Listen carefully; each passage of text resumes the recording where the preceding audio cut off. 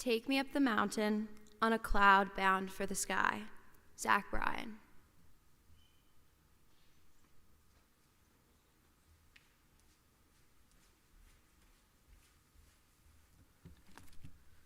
Happiness tastes like your first time making pancakes.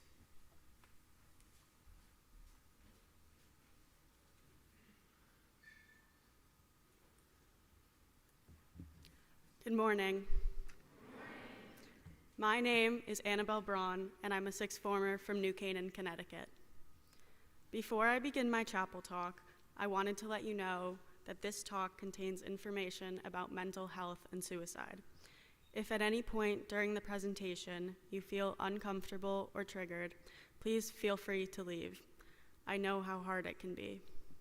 There is support through the Health Center. Bring Change to Mind will also be having a meeting this Thursday at 6 p.m. in Hinman Reading Room. All are welcome to come and talk about mental health.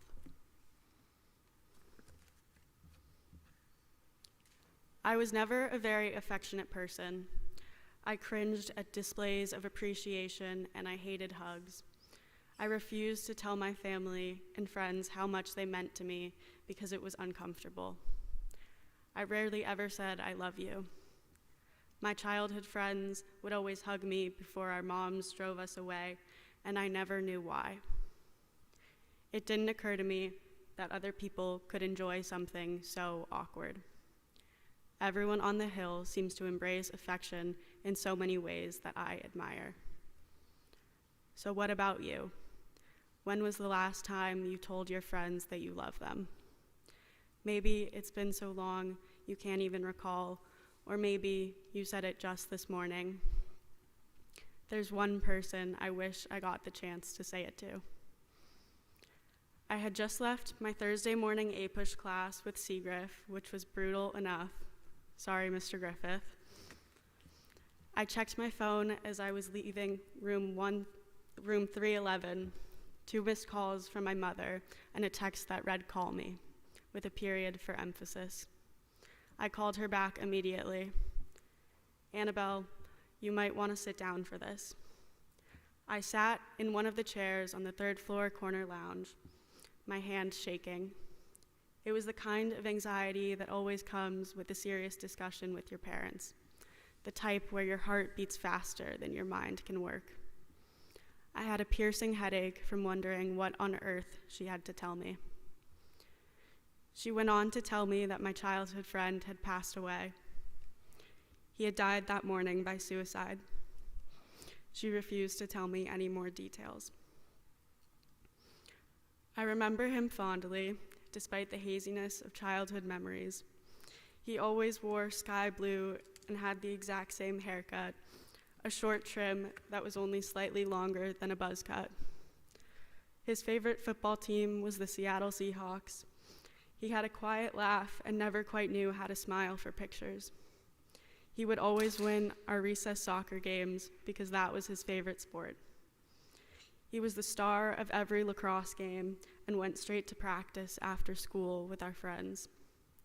I was always jealous of how he seemed so good at everything. That friend who I loved was gone. Even using the past tense in this talk pains me. He died when he was 17. He won't go to college or even finish high school. He won't sit in a blue cap and gown at graduation.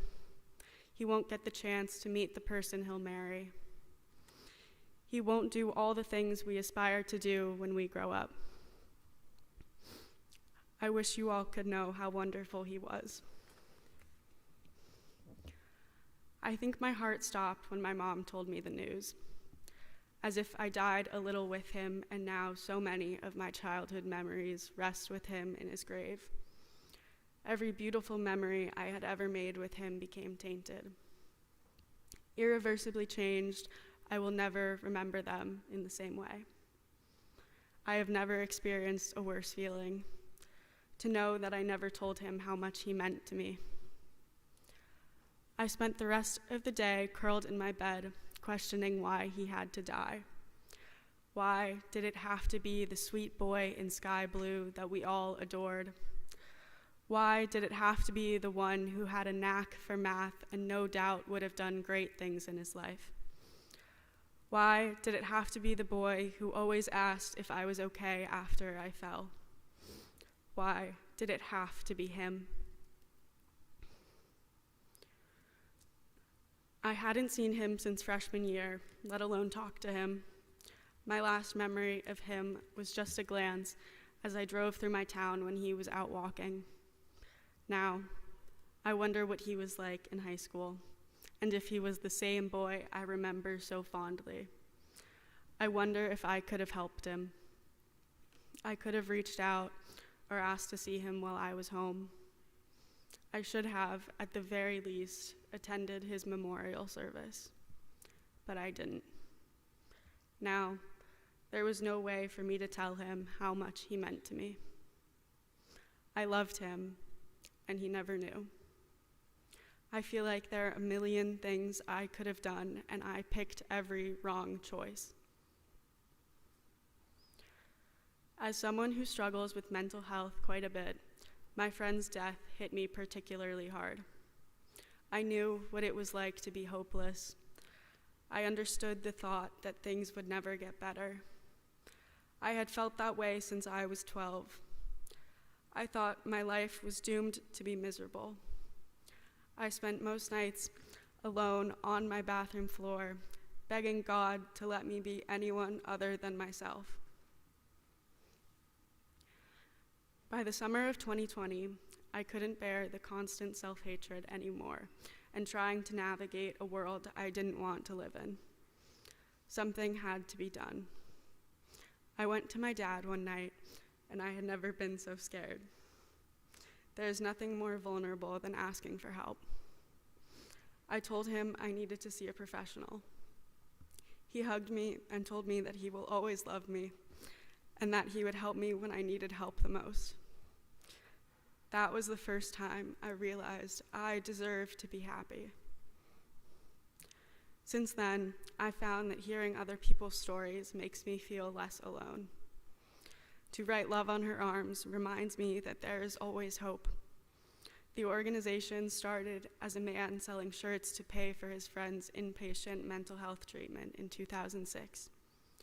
Following an article about her story by the same name as the organization, people began to reach out for support and help. It is a forum for people to share their stories and encourage others to keep going. Eventually, it grew to be a wonderful organization that invests directly into treatment and recovery for people struggling with self-harm and suicidal thoughts. I was lucky enough to find professional help before my condition worsened. Within days of speaking to my father, I had been diagnosed and prescribed medication. My friend didn't get that chance. His treatment became delayed over and over again because facilities didn't have the capacity. Then, one day in March, it was too late. If you are struggling, please, please ask someone for help while you can. We are often told that suicide is preventable. I don't like that phrase. Of course, the sentiment is there, but I've gained enough perspective to realize that my friend's death wasn't my fault. I can't go back in time and change anything that I did or didn't do. I didn't know what he was going through, and nothing I could have done would have fixed it for him. There's no use in blaming myself for something I have no control of. But maybe he remembered our last hug or the last time we said goodbye. I hope he knew how much I cared and still care about him. Now, I try to show my love as often as possible by saying goodnight to my friends, through text to my family, or on a call with my grandmother. I put the phrase, "I love you," everywhere because I never got to say it to him. This is my long-winded explanation as to why the phrase, "I love you," means the world to me. I would give anything to say that to him.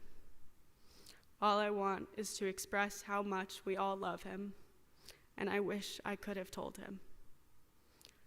Any moment may be the last time you see someone, so tell them you love them. Life's too short not to. Thank you.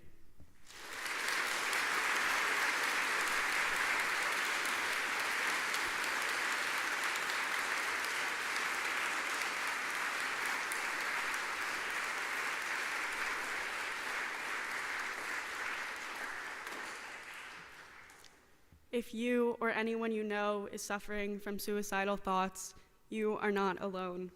Please call the health center at 860-408-3080 or text or call the National Crisis Hotline at 988. There is support and hope. I love you. Thank you.